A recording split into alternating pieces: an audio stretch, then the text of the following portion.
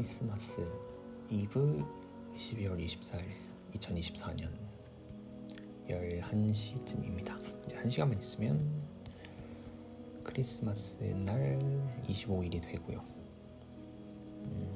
오늘도 노트에서 한 장을 읽고 그것에 대한 생각을 정리하는 걸로 일기를 기록하려고 합니다. 이렇게 시작합니다. 나의 본성은 푸르른 하늘과 바다, 마음까지 깨끗해지는 그 푸르름에 그 어떤 잡티조차 보이지 않으니, 그러나 나는 창조하는 힘을 갖고자 합니다. 창조하는 불의 힘을. 먼지와 탈물질 그리고 높은 온도를 갈구합니다. 그러나 바다에게는 그 어떤 것도 불가능해 보인다. 슬픔에 구름이 몰려오고 그 구름 층층이 쌓여 천둥과 번개를 내리치니 그제서야 푸르름 속에 그제서야 푸르름의 요란한 낭동 속에 빨간 불씨가 살아난다. 그것이 바로 나의 창조의 힘, 그것의 시초. 많은 슬픔의 시간이 축적된 아름다운 불씨. 차가운 불꽃은 피어날 수 없는 운명의 존재인가. 이렇게 마무리되고, 또 다음 단락은 다른 주제인데, 지식이 모여있는 도서관에서는 지혜를 찾아볼 수 없었다. 지혜는 저기 저 평범한 강둑변에 놓인 적막한 공기 아래의 벤치에 홀로 앉아있는 것들에게서 찾아볼 수 있었다.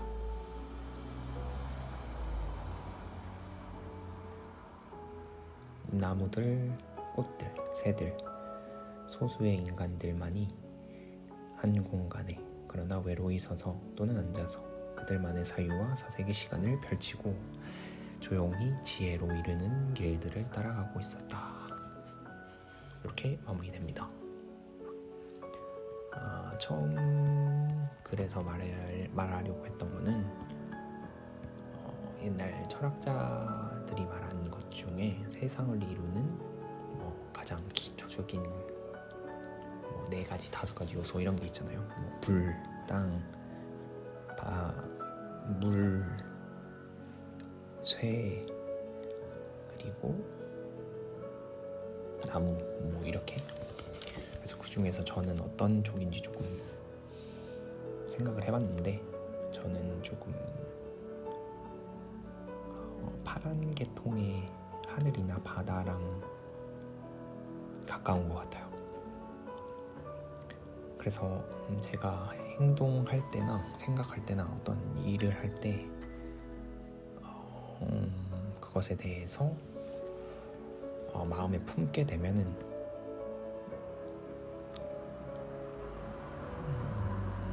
잔잔해진다고 해야 될까? 뭔가 끌어오르는 듯한 느낌이 없는 것 같아요. 그래서 화나는 일이 있어도 생각을 하면 잔잔해지고, 제 생각, 제 머릿속에 닿는 모든 것들이 바다같이 이제 잔잔해지는 것 같다. 그런데 저는 이제 20대, 30대면 뭔가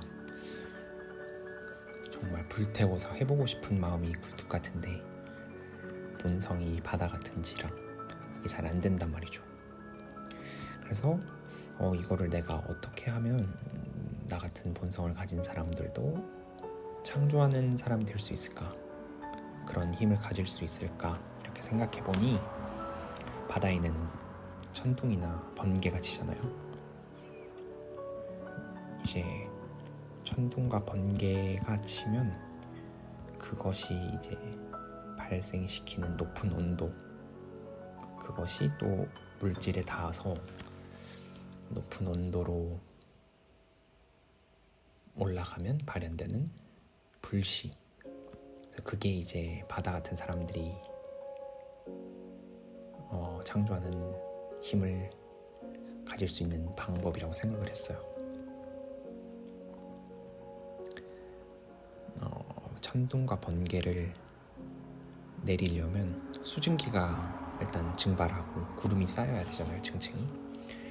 근데 수증기 이런 것들이 인간에게는 뭔가 눈물, 슬픔, 그래서 그 슬픔들이 쌓이고 쌓이다가 축적되면 그것이 이제 강한 힘으로 내리치면서 뭔가 창조를 한다, 이렇게 조금 비유를 하려고 했던 것 같네요. 그래서 많은 슬픔이 가득한 시간이 축적된 그것이 만드는 아름다운 불씨, 그것이 바다와 같은 본성을 가진 사람들이 가질 수 있는 창조적인 힘의 근원이다, 이렇게 설명하려고 했던 것 같습니다. 근데 생각하다 보니까 그게 조금 아이러니하고 이성적으로는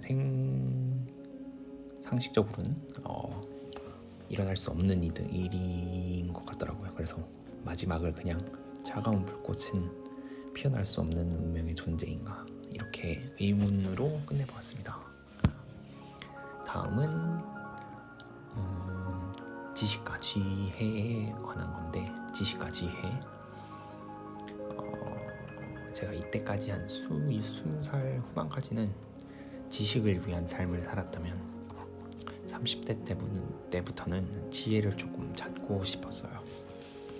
근데 지식이랑 지혜를 예전에는 비슷한 걸로 묶어서 생각을 해서 모두 이제 도서관에 가서 책을 많이 읽음으로써 찾을 수 있다고 생각을 했는데, 지식의 경우에는 그렇다고 보고요. 저는 지혜는 조금 다른 결인 것 같더라고요. 그래서 지혜는 꼭 책에 있는 것을 찾는 것이 아니라 뭔가 우리가 보고 듣고 느끼는 이런 세상, 우리를 둘러싼 이런 환경과 세상, 우주 이런 거를 보면서 자신의 통찰력을 사용해서 얻을 수 있는 종류의 것인 것 같아요. 그래서 그것이 인간 사회를 보면서 느끼는 걸 수도 있고, 인간들의 내밀한 감정을 보면서 느낄 수 있는 것도 있고, 아니면 세상이 눈에는 보이지 않지만 돌아가는 원리를 자신의 통찰력을 사용해서 알 수 있다면 그것이 이제 지혜가 될 수 있다고 생각하고 있기 때문에 지식은 도서관에서 찾을 수 있었지만 지혜는 찾아볼 수 없었다, 이렇게 적은 것 같고요. 지혜는 뭔가 강 둑변에 앉아서 그냥 흘러가는 그냥 저 강을 보면서 흔들리는 나무와 이제 날아오르는 새들, 보이지 않는 공기, 이런 것들을 가만히 지켜보면서 그것에 대해서 사색을 함으로써 얻을 수 있는 것이 지혜다, 이렇게 생각을 했던 것 같습니다. 생각해보면 다들 자연은 만약에 그것들에게 인격을 부여할 수 있으면 다들 홀로 서서 있는 거잖아요. 서로에 대한 뭔가 의사소통 없이 무생물이라고 생각을 하니까 우리는 무생물들 간에는 소통이 없는 거니까 다들 홀로 각각의 이런 지혜를 찾고 있는 것이 아닌가, 그런 생각이 들더라고요.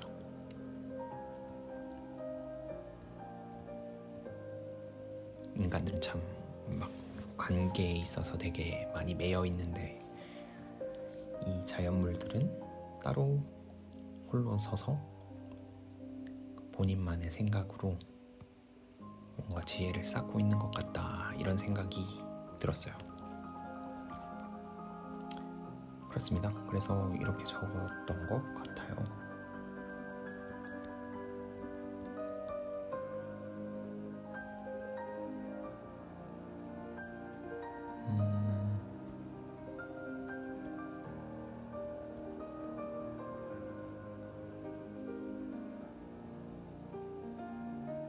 그리고 마지막으로 갑자기 든 생각인데, 지혜로움을 쫓는 사람들은, 만약에 그것이 인간이라면, 지혜로움을 쫓는 인간이라면 사랑을 하되 편을 들면 안 된다, 이런 생각을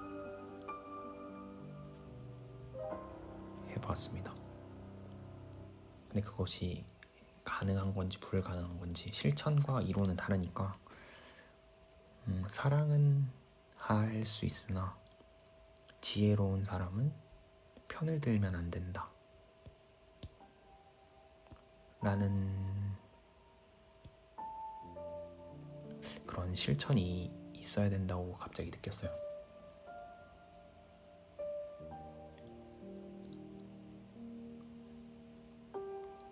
많은 사람들이 사랑을 되게 아름다운 것으로 생각을 하지만, 이것도 이제 단어에 대한 조금 뉘앙스가 조금 바뀌어야 될 것 같은데, 우리가 말하는 사랑은 아주 불공정한 거라고 생각해요. 사랑이라는 이유 때문에 한 사람을 편애하고, 근데 그 사람을 편애함으로써 나머지에 대한 차별이 되는 거니까. 근데 사랑이 그런 건가요? 사랑이 그렇게 불공정한 게 그것의 본질인가요? 근데 그거는 잘 모르겠다는 생각이 들었고, 사랑이 아름다울 수 있는 것은 그것에 대한 관심, 마음을 주지만 그것이 편을 드는 것이 아닌 수준이어야 된다. 그러니 딱 절제적인 사랑이 아름다운 사랑이라고 생각을 했기 때문에, 지혜로운 사람들은 그 정도를 찾아서 사랑을 해야 된다고 생각을 했습니다.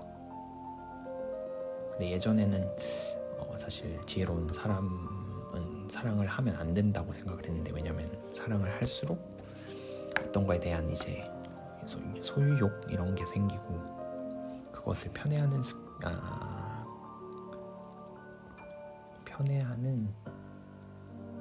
욕구가 생기니까